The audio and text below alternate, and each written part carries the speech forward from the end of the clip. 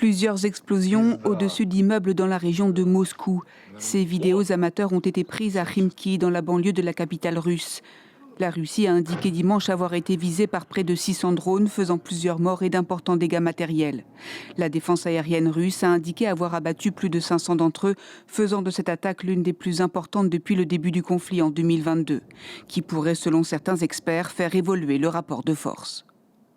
L'Ukraine produit de plus en plus, ils produisent des missiles dont la portée est de plus en plus importante et parallèlement ou de l'autre côté, côté russe, sur les quelques 1000 systèmes de défense sol-air à moyenne ou à longue portée, il y a une attrition très importante et il est de plus en plus difficile à la Russie de protéger la totalité de ses infrastructures critiques.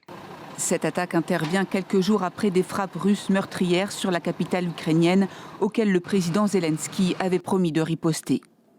Nos réponses face à la prolongation de la guerre par la Russie et face à ces attaques contre nos villes et nos communautés sont entièrement justifiées.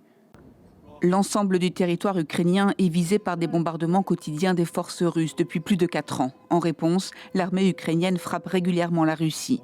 Elle assure viser des sites militaires et énergétiques pour saper l'effort de guerre de Moscou. Mais la capitale et sa région, situées à plus de 400 km de la frontière ukrainienne, sont plus rarement visées. Côté ukrainien, plusieurs régions ont été de nouveau visées dans la nuit de samedi à dimanche par des bombardements russes et par des attaques de drones, notamment à l'est de l'Ukraine dans la région frontalière de Soumy où ce centre commercial a été visé, mais aussi à Kharkiv et dans la région de Dnipro où des quartiers résidentiels ont été frappés.